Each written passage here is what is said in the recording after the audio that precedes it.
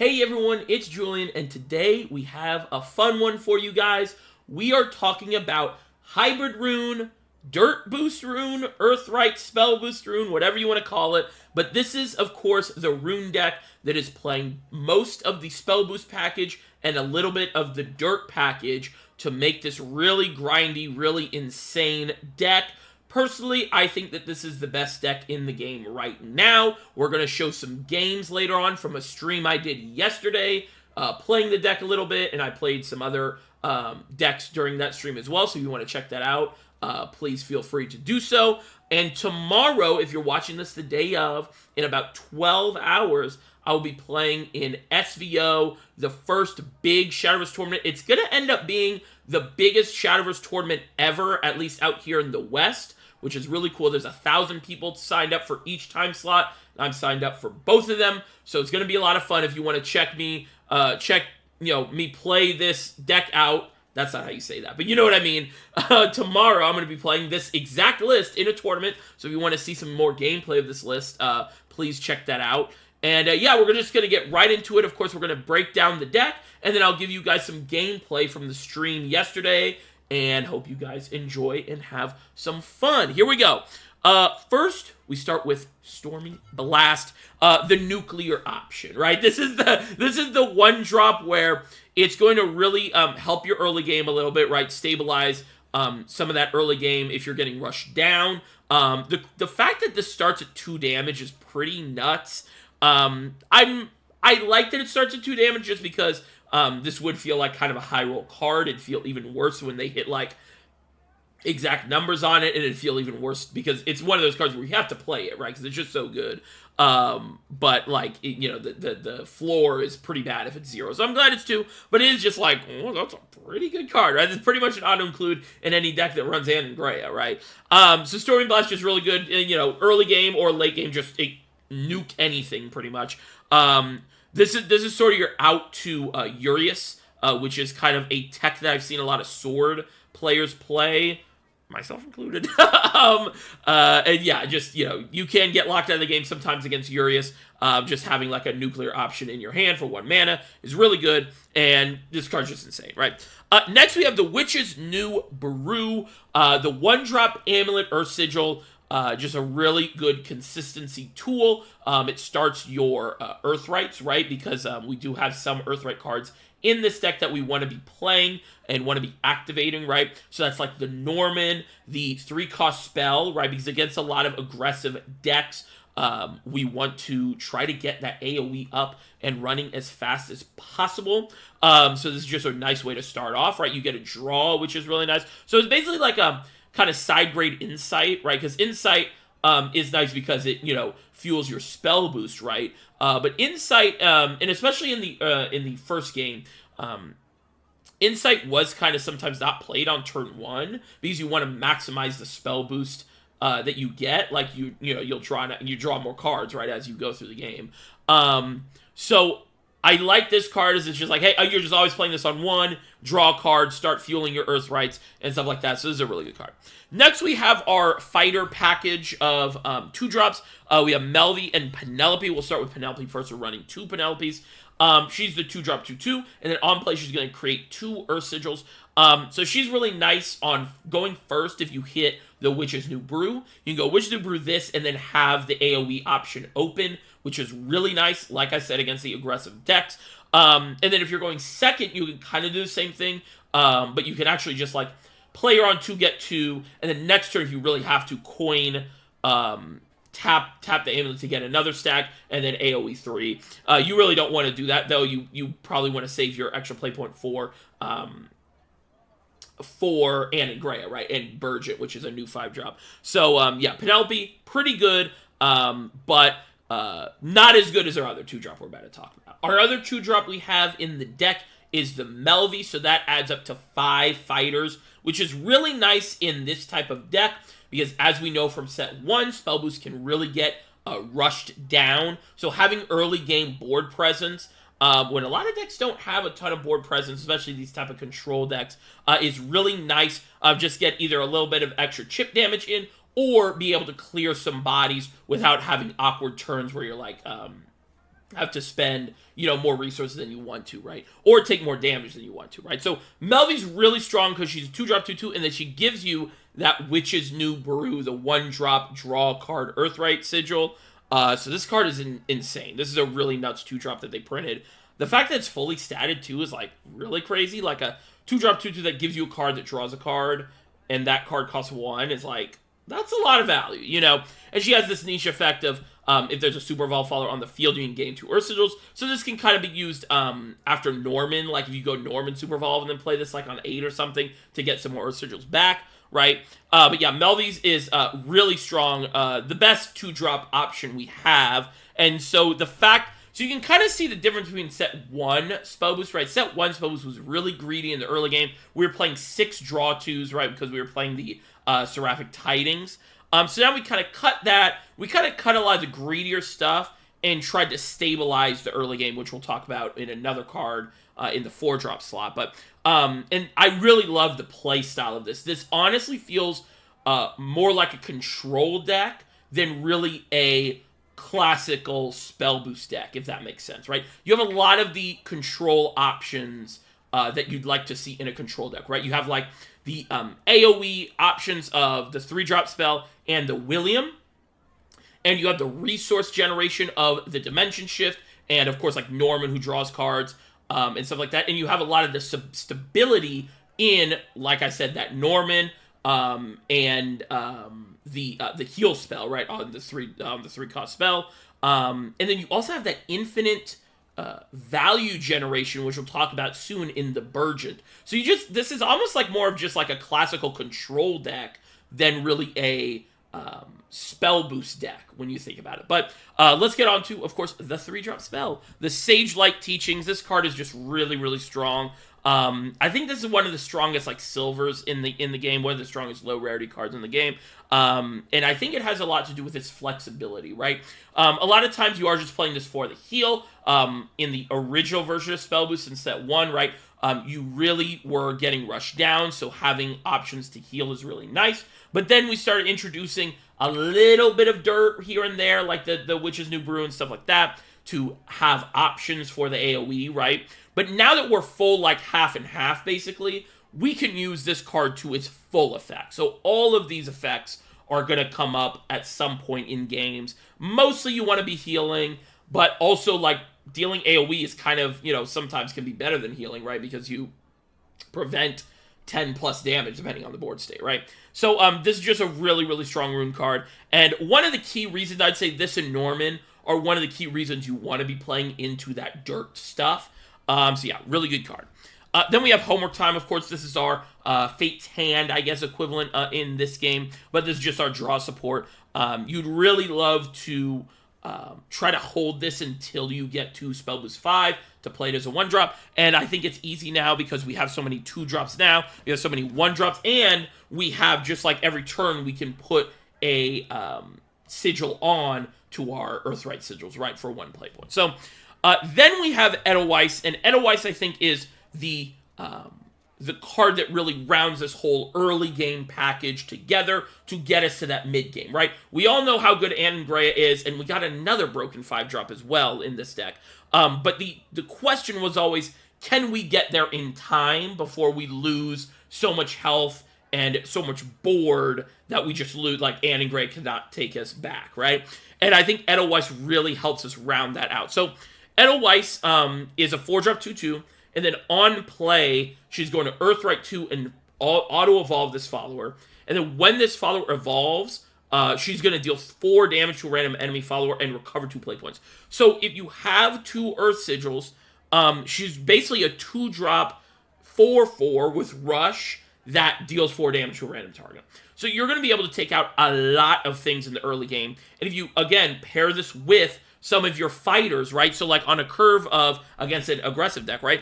On a curve where you go like Witch's New Brew, Penelope, or Melvi, really, and then one of those other ones, another 2-drop, and then drop the Edelweiss, you've basically completely secured the early game.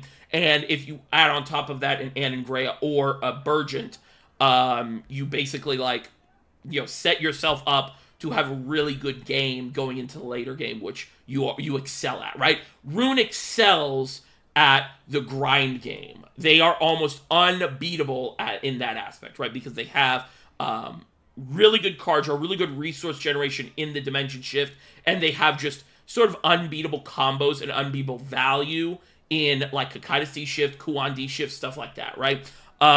So being able to really secure the early game is a nice addition to this deck that it didn't have in the first set, right? And one of the reasons why I think this deck is so good, because it's not only good in the late game like it's always been, and it's even better now with cards like Burgeon and like Norman, but now you have this insane early game, this consistent early game that is really good. So, and also another thing is, now you can really mulligan for, like, you don't have to greedy mulligan. You can just go, oh, I literally just want to see my 2-drops and Burgeon, and we'll figure it out, right?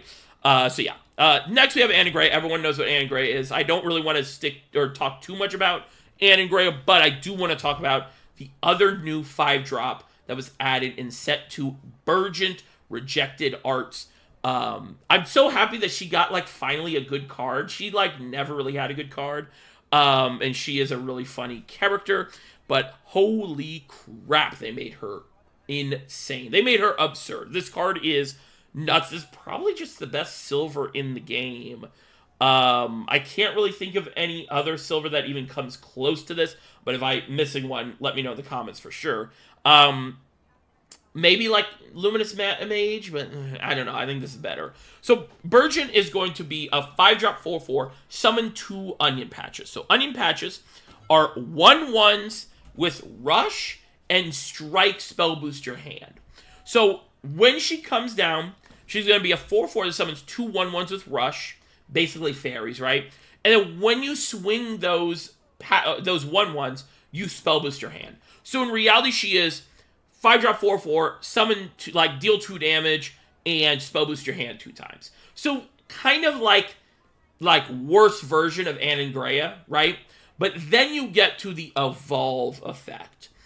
Burgeon's Evolve effect is you gain a crest that says at the start of your turn, summon an Onion Patch, and there is no cooldown. There's no countdown.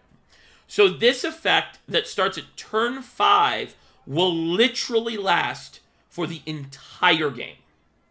And as we know, Rune excels at these grind games, at these long games. The longer the games go on, the higher chance Rune has to win. So adding a card like this is just infinite value, basically, as the game goes on, is nuts. There's so many board states that are so much easier to crack now that you get a 1/1 with Rush that Spell Boost your hand 1 time at the beginning of every turn, right? So imagine like an Amelia board where they go like Amelia Magus. You can at least crack a spell or a shield, right? Which really opens up a lot more options. And there's just so much other stuff too. I had a game today where it was like, wow, they have a 4/4. This is gonna feel really bad into my Anne and Grey. Oh, here's Onion Patch. It's a 4/3 now. Now I get a free 6/6 and a 5/5. You know, and it's like, oh, this card is really good. This card is really, really, really strong. Yeah, I don't know. This is just one of the strongest cards in the deck right now, and I think is one of those key things in, like, when you think about this deck as a control deck, I feel like it's easy. It gets easier to play and easier to understand your goals, right? Because your goals in this deck is kind of just like survive and keep waiting, you know, because you're just gonna get incremental value every turn because they're playing out like 2 or 3 cards, and you can usually answer each board with 1 card with like a William, or you're drawing a ton of cards with D-Shift, or you're setting up a lethal with like Kuan and stuff. So I really, really like this type of control spell boost deck, and this card is just one of the best parts of it. Next we have William. Of course, William is the AoE guy. We're playing him at 3 just because he's really good against a lot of these. Not necessarily aggro decks, because if it's a true aggro deck, he'll probably come down a little too late. But those sort of mid-range decks like Sword, and in the Mirror, it's pretty good. Even if you run into like a little bit of like Earth Rite, right? So yeah, William's just really good. Then we have a new card, Norman. We all know what Norman does. He heals for 20 gajillion, right? But I think one thing that's really important in this deck is knowing which thing to take. because it's a control deck, you have a lot of ways to clear opponent's board. So sometimes it's not the correct option to just heal 8, right? You always want to keep yourself above the sort of lethal threshold that the deck has. So I think some important numbers are like, against Sword, right? That lethal number is sort of 12, right, for the Albert. So if you keep yourself with 13, they can't normally go all in and play the Albert, because if you kill it and then make a new board, they have to playing Albert is an all-in play that you have to do to win. So if you're able to just play above that number a little bit, you can get more value from like, hey, okay, I'm at 9, let me heal 4 here instead of 8, and then get a Guardian Golem with Barrier, right, to position ourselves better on the board, and sometimes threaten lethal, right, because you have a 7/7 hiding behind a 3/3 barrier. Or even, hey, I kind of need a little bit of more gas, let me heal 4 and draw 3, right? I've actually found myself drawing a lot with this card. This is kind of like, kind of obvious, drawing 3 is nuts, right? But this card's very, very, very strong. And again, when you look at this card, it's a control card, right? Like, this is a control card. This is, drawing cards, healing, summoning a thing with Ward and Barrier. This is very much a control deck. Then we have Kuan, of course, just the super, super high value, I guess like finisher, but mid-game board. One thing that I've kind of learned playing this deck is really using Kuan to threaten, like, not necessarily lethal, but just like, he is such a giant board in himself that you don't always have to, like, wait till turn 10 to play him. Like, sometimes it's better to just play him on 7, or even coin him on 7, right? Even though in this version of the deck, you usually do have a lot of options on those turns where you'd normally in set 1 be just slamming Kuan. Sometimes slamming Kuan is still the right play because you get a full board, you clear their board because you have a couple rushes and Kuan's going to kill something, and you push a little bit of face damage to really accelerate the game just a little bit, right? That's Kuan. And then we have the Demonic Call, of course, right? Which is just the 0 mana 3/3 rush eventually. And then we have the 1 Cocytus, of course. We're playing the D-shift, Cocytus stuff, so we really want this sort of another option to just checkmate our opponent, where we have a 0-cost D-shift in our hand. If we just survive 2 more turns, we can go Cocytus D-shift and most likely win the game. One thing that's important about like that Kuan stuff that I was talking about is there are some times where you really do need to go Cocytus D-shift and hope you draw into like a Silent Rider. Obviously, most of the time, Astaroth's Reckoning will just kill the opponent, right, if you save a Super Evo. But sometimes you do need to use that Kuan to push a little damage, threaten your board, make them answer your board, and not just always be reactive, right? That that's something I talk about in Sword a lot, is reactive like plays and cards versus like proactive plays and cards. And I think a lot of this deck is a little reactive, outside of like the fighters, right? And sometimes the enemy, right? But being able to have like hey, Kuan, now I just have a giant board of like 13 worth of stats or whatever, and you got to respect my board, right? And sometimes that helps you get a couple turns extra to get into your Cocytus D-shift. So just understanding what your win con of the game is really important, right? Because sometimes you're never going to draw him, but sometimes you only draw him, and it's like, okay, well, I just have to get to Cocytus D-shift, and that's kind of my only way to win right now, right? So that's Cocytus. And of course, we have D-shift, pretty good card, right? So that is the deck. I think really the only bad matchup I would say is Roach. I haven't played into a ton of Roach myself, but if you do run into Roach, healing is your friend, right? Every time you heal, it's more cards they need to play out of their hand. Another thing that's really good is the Norman getting some barriers, right? Can they crack them? Yes, but you got to just make their life as hard as possible. You got to make them have all 3 bales. If they have all 3 bales, then they're just, they won solid. They won the game. Then they're the better player, I guess, right? But you just got to make them have the cards. But every other matchup feels pretty good. There's not a specific matchup that's really bad. Some of my games I'm going to be showing you guys, I do make a couple mistakes. That was my first time playing the deck. I don't think we make any like crazy mistakes, but there are some turns where I'm like, dang, I should have done a different play, and you guys will see that. But I think that's sort of like the learning process. And yeah, I feel really good about this deck for tomorrow. I think this is going to be one of the more popular decks tomorrow and in this meta. And yeah, that's going to be the deck profile. I hope you guys enjoyed. We're going to go into some gameplay. And again, if you want to watch some live gameplay of me playing this deck and probably Sword, well, definitely Sword. That's the deck I have registered. Then check me out tomorrow on YouTube, not on anywhere else. We're just on YouTube, right? Basically around 12, 11 hours after uploading this.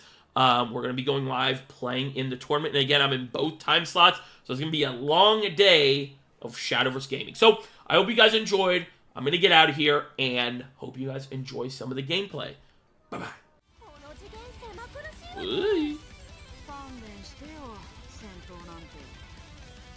I think I keep Virgin though, right? Okay. Oh, yeah.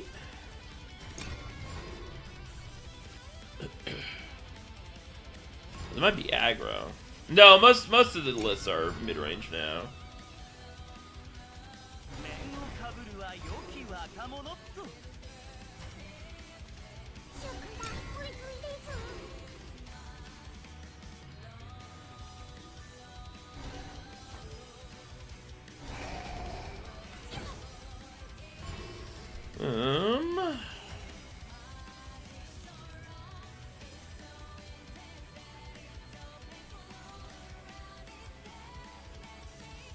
Do I care about milling a card?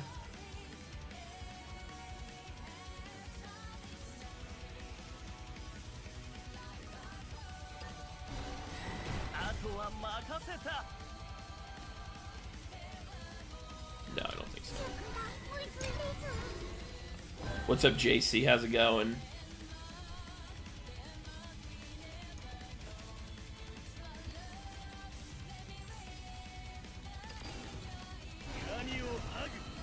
He coined Gravy? Is this aggro? What?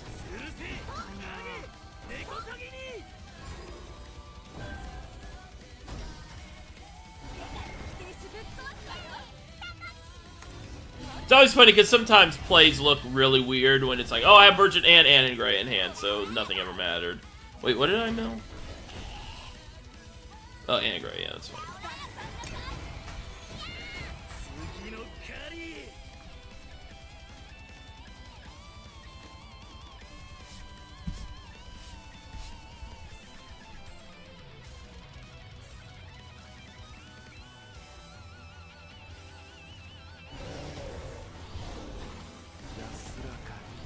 I guess he's just trying to murder me.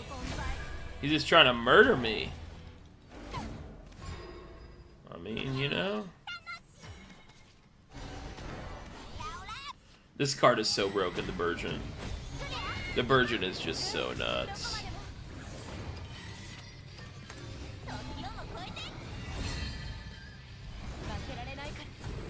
I do gotta be a little careful of what's it called here, though?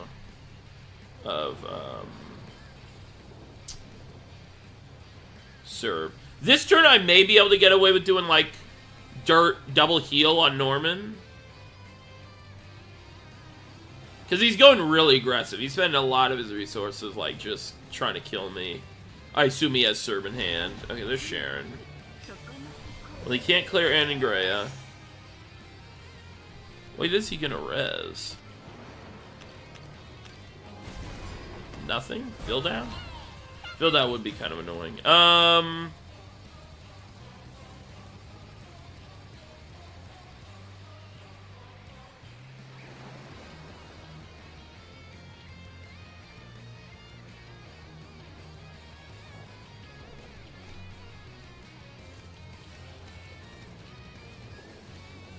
Maybe I just go double Sage Light?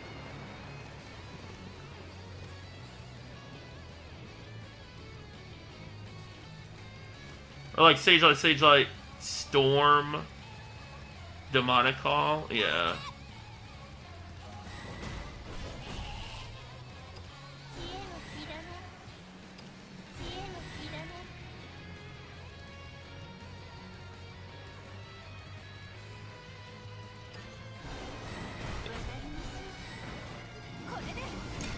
This deck is so silly.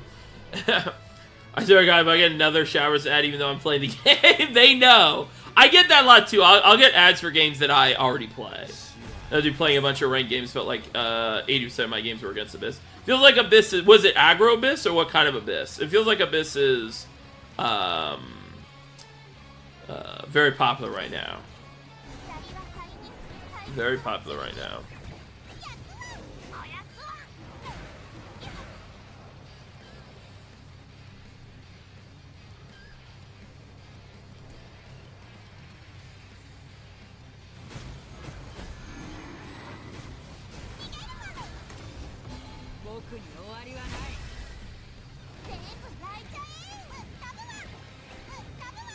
Aggro, okay. His second one, is it? It's kind of bad. That was a pretty good top deck.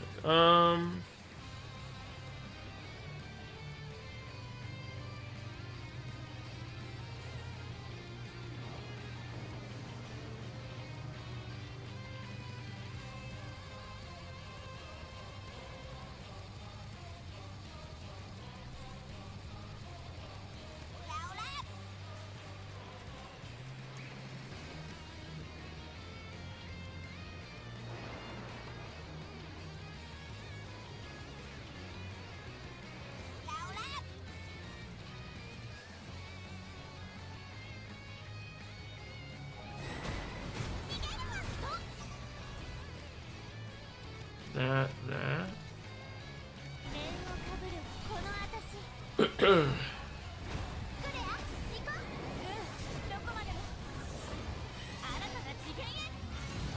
Is that even enough? Holy shit. Oh shoot. Animations, please. I don't know if I have enough time. Oh! Oh! Did we get it? Wow, that was crazy. Okay. That was crazy. Yo, love your content. Joining Discord testing currently for open as well if you want to scrim. Oh, nice. That's awesome. Yeah. That's cool. Thanks for watching. Yeah, I'd be down to practice sometime soon. I'd love to set up like a group test thing with people in the Discord. I think that'd be a lot of fun. Do you know what decks you're gonna play? For which ones are you in? Are you in Saturday, or are you in both the ones on? I guess they're both on Saturday, but yeah, which time slots are you in? You think they not gonna lie, I played Agrobis for my chest today and got all 5 in an hour. Nice. Think they will nerf Rune at all before next set? I don't think before next set, but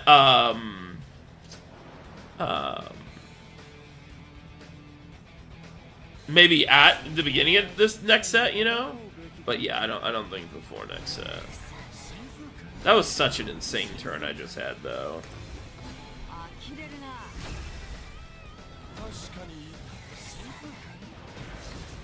I guess he can clear. He can clear a little bit. I think he just loses now, though, because I don't know. Whew. That's a good card. I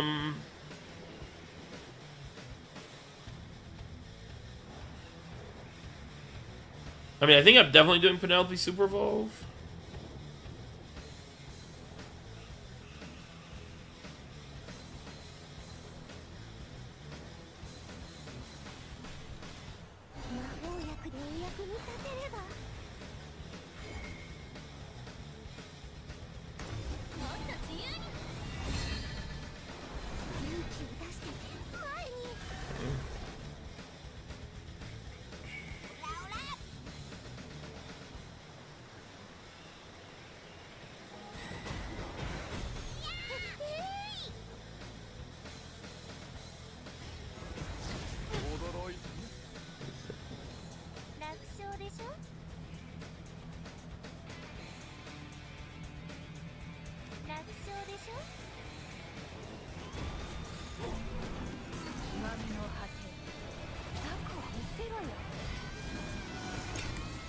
I think I just make the biggest board possible.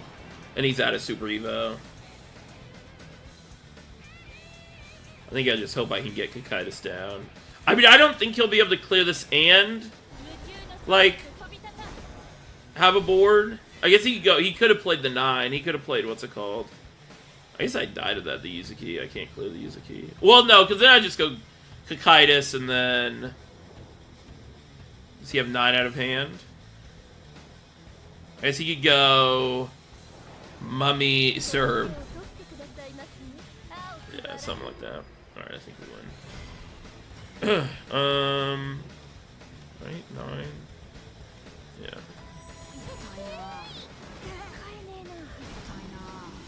That was a silly game. Is this a greed? This is like a really greedy keep, but I kind of want to. Maybe I don't need this. This hand is so good. Let's try it. Let's greed. I think they're mostly either way. Even if they're ward, they're not going to be like rushing me down too much. So I think this is fine.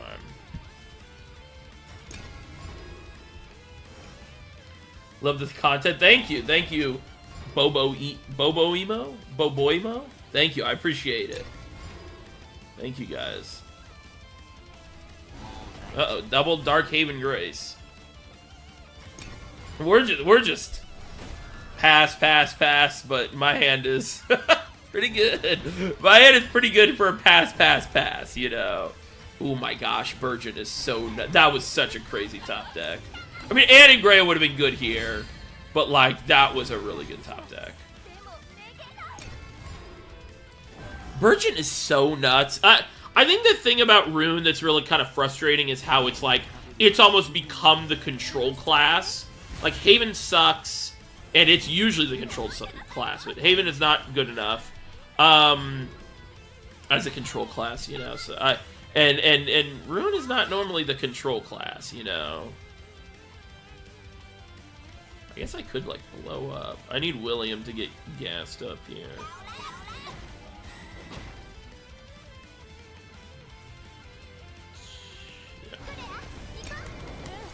This pops. I guess he goes Salefa Evo. Salefa Evo would be rough, yeah. Okay. What does he buff?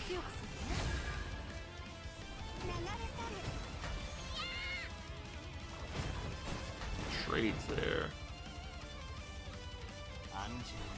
Yeah, I think he buffed that. Do you unstealth it though? No, you don't. Okay. A little greedy, I feel like. That was a little greedy. If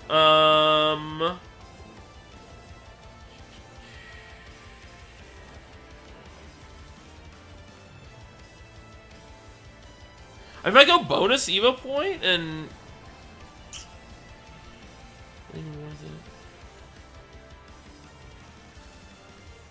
I have another one. I do have another one.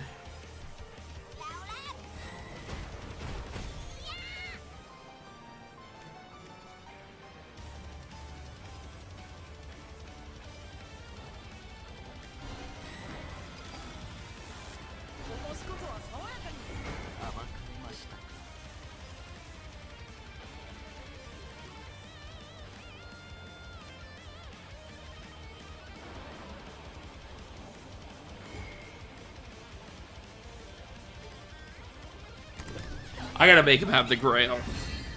I gotta make him have the Grail. The Grail is like so slow. So like if he has the Grail, that's fine. I'm still getting these shit faster. Agnes, okay. Double? Or you just go face? Oh, I guess he... What is this? Is he going face? That scares me. Dirt! This game is so silly, man. This game is so silly. Is that even the play, though? I think it is.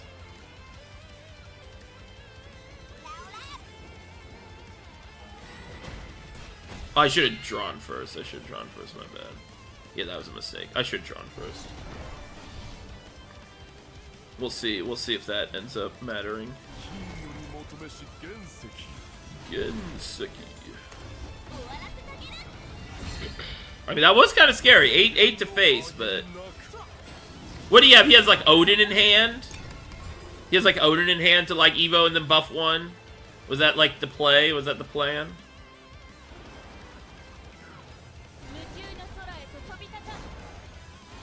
This deck is so silly. Oh my gosh. Key?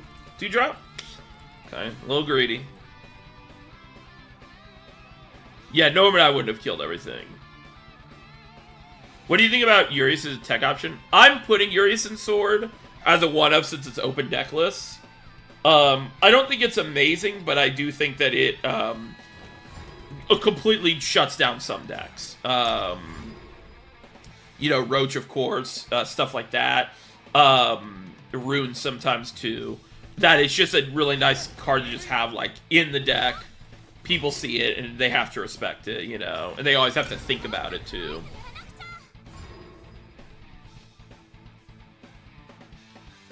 There are a lot of options for decklist now, even if they vary in strength. Yeah. Yeah. I mean, I don't know. I mean, I think... Yeah, I guess you say even if they vary in strength. But some decks are unplayable. Like, you'll never win a game. You know? So... I think I just open it to open up the AoE. If I hit it. Are there any decks with a favored matchup against Rune?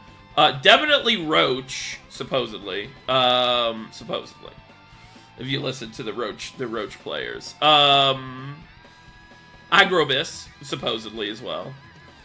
I do think Sword, if Rune doesn't get the crazy draw, and you're playing like the really high value Sword deck, and not this aggro, you know, version with Quick Blader, then I think you can outgrind games.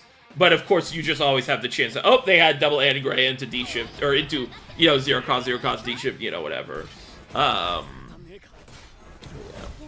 You're a great content creator. Thank you. I appreciate that. Thank you. I try my best. I'm really happy that I'm able to do this and people are enjoying the videos and content and stuff, because yeah, I just like doing this kind of stuff. I like talking about the game and everything and all of that jazz. So yeah, thanks for watching, everyone. I appreciate it. Well, yeah, we have 75 people watching. That's really awesome. So thank you. Said before, but it feels like there's never a time to drop yours. Like the board is never stable enough for me to justify him. Yeah, I mean, I don't think he's like an amazing card, but he is just a checkmate card. And he's also just a card you always have to think about, especially if you see it in the list, right? If you see the card in the deck list, it's like, oh, okay, well, you know, gotta respect it. I don't think I can be greedy. I think I just have to Antigray, yeah. So I gotta kill Luminous, right? Yeah. I'd love to Burgeon, but I'll Burgeon next turn. Actually, if I Burgeon... Wait a second. Trade... Swing, right? Yeah.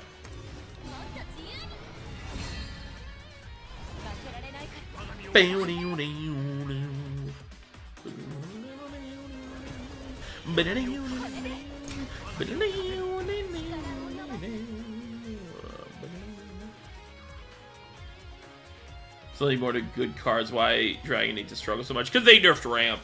That's honestly what it is. And also they just like, when Dragon has been good, it's either been like super broken and just some dumb mechanic like discard Dragon or buff Dragon, or it's a super crazy mid-range deck with ramp options like the Disdain Dragon, you know.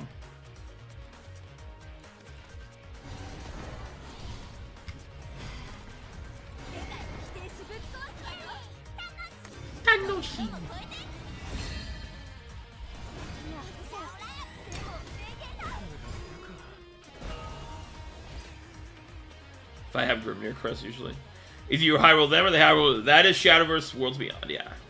Eats that owner, just wins you the game. Why they always have Quick Play on first turn? It's terrible, though. Quick Play is an awful card in this game. You have Juno Norman, I feel like you do really well against Agrobis. I would say if you have Juno, yeah, because it comes down a turn earlier and it blows something up immediately. And yeah, I do think Earth Rite, like, hoses Agrobis. So... Fish Dragon's like 2 cards away from being extremely scary. Yeah, they need card draw that's early game. And 1 more like turn 4, turn 5 play. Or some big fish that like wins the game, you know, and heals you 10 or something. Are we super evolving? We evolving?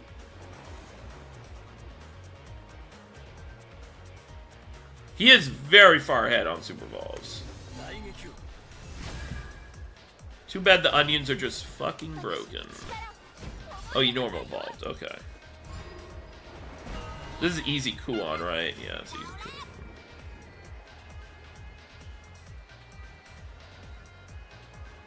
How does he answer Kuon?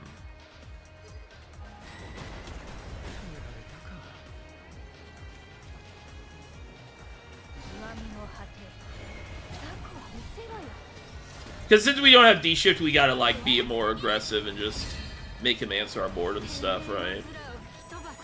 Because you can go coin Amalia here, right? You'll coin Amalia.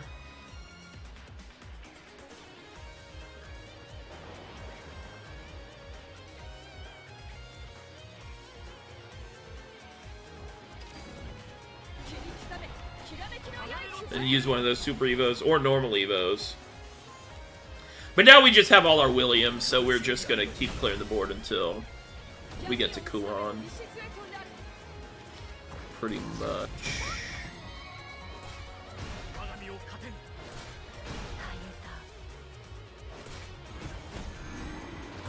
Or do I just go this? Oh, that's really good.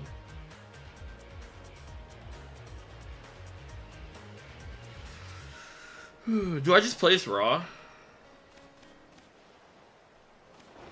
1, 2, 3. But then it'll miss all the actual spell boosts. So, like, if I do draw into,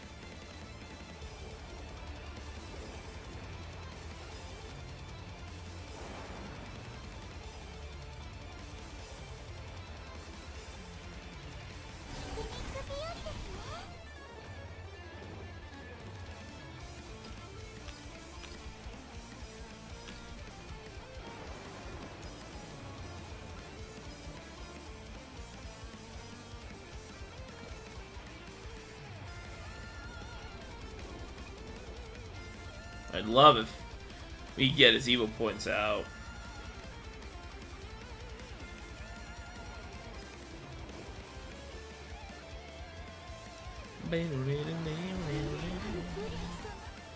This was a pretty slow turn from him.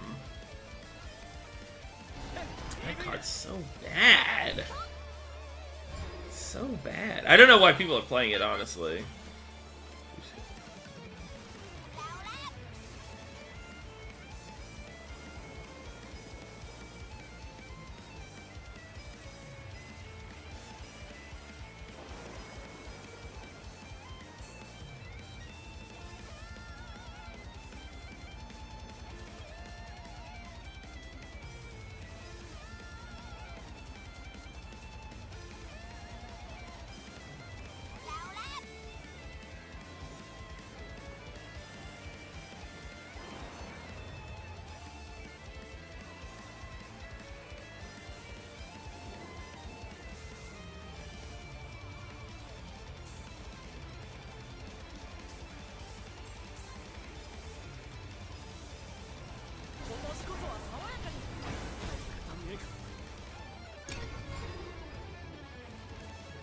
I think I'd rather save the Kuon for, like, I go Kuon, put him to 3, and then I just can play another Kuon, it's hard to kill. I think that's sort of the thinking, since we don't have D-Shift. another Prim. Kind of weak turn. Oh, Zerg, okay. I feel bad I just have another William. Like, I just have another Williams. It's like, things that don't matter. Things that don't matter for 100. Well, we're getting his evil points out. We're getting his evil points out like we wanted. There's D-Shift. Yeah.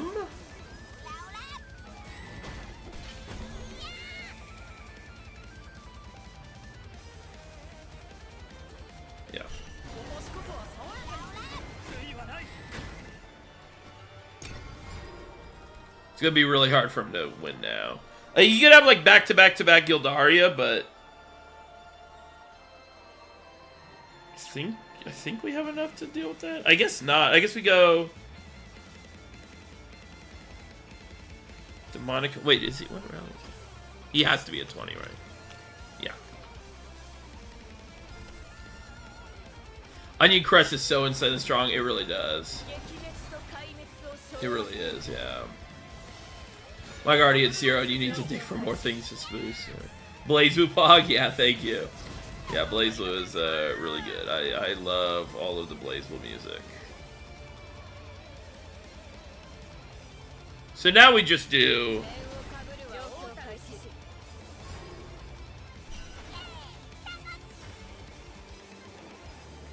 Ooh, do I play it safe here? He has 2 cards left. Do we just, like... grind?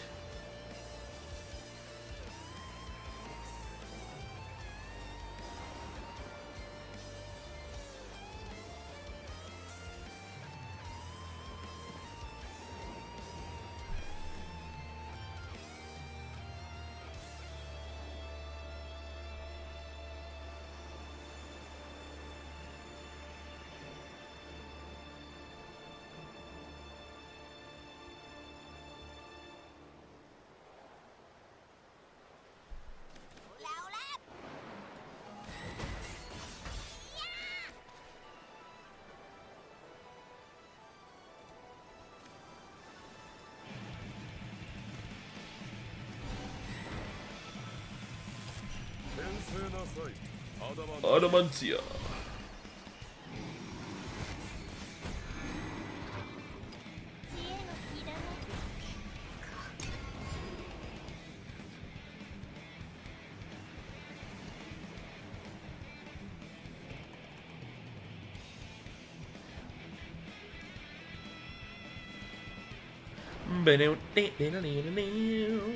Let's see, I ran QBC is the only card you could play with Albert on 10. Yeah. What's your favorite BlazBlue ST? Why is it Pandora Tears?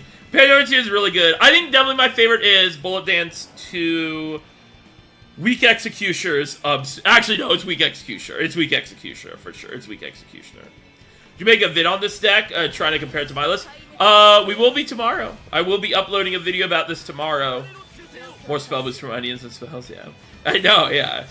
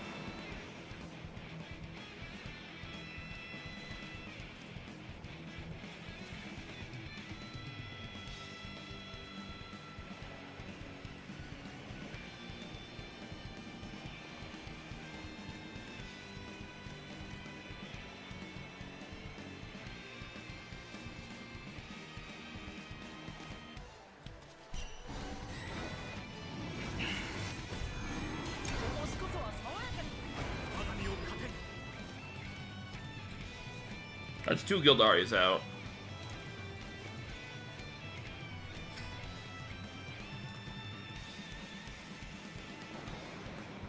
$13 giant body. Do you still play One Piece? Yeah, I do.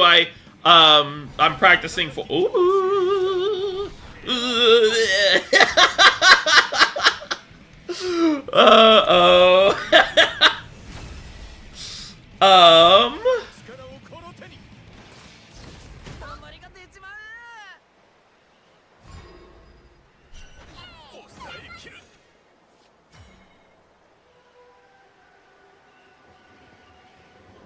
Did not have the Yurius. Did not have the Yurius.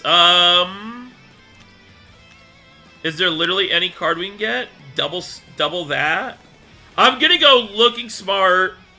In that we have to D-shift. So just hope I get one of my 2 things, right? I have... No, I don't have William left. Edelweiss? We get Edelweiss 2. This 2. So we need Windblast, Edelweiss, Teaching, some combination of that.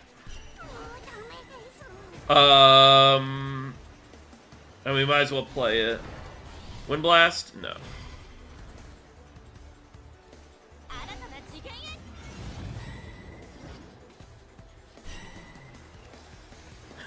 Light work. Heal. This. Draw. They almost had me. They almost had your boy. They almost had your boy. They almost had your boy. They almost had your boy.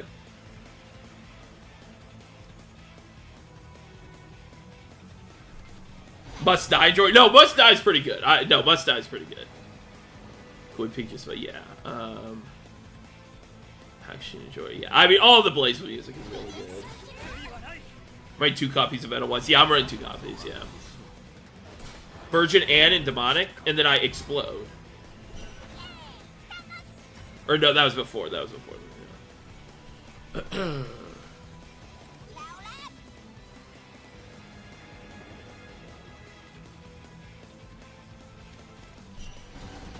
Where's Cocytus?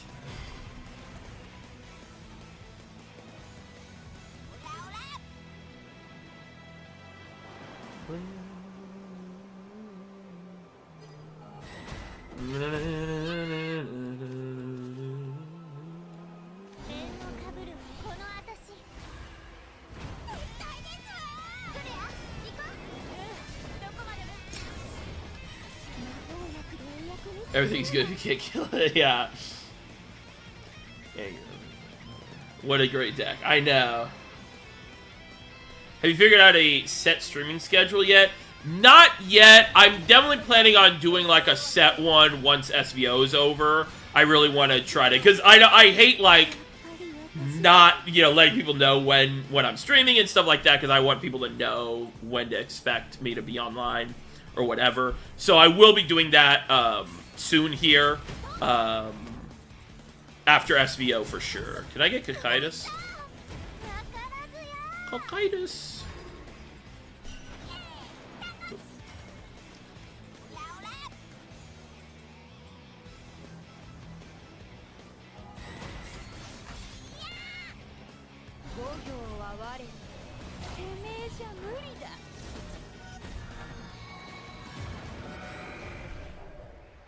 Well, he's still in this game because I'm just playing really safe. I mean, yeah, I'm just... I mean, because I know I can't lose if I play safe. There's no reason for me to risk stuff, you know. Is this lethal?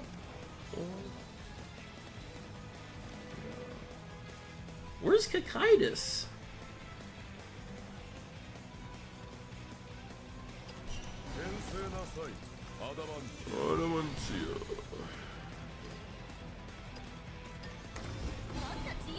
Because, like, I know he can't kill me. There's no reason for me to, like,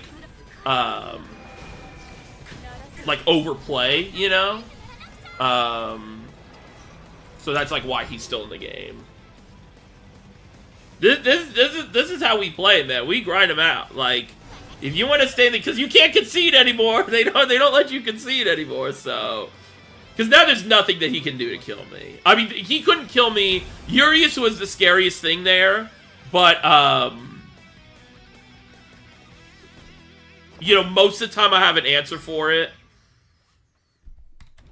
So, which we did. So. And then him spending his last Super Evo, it's like, alright, yeah, that's it.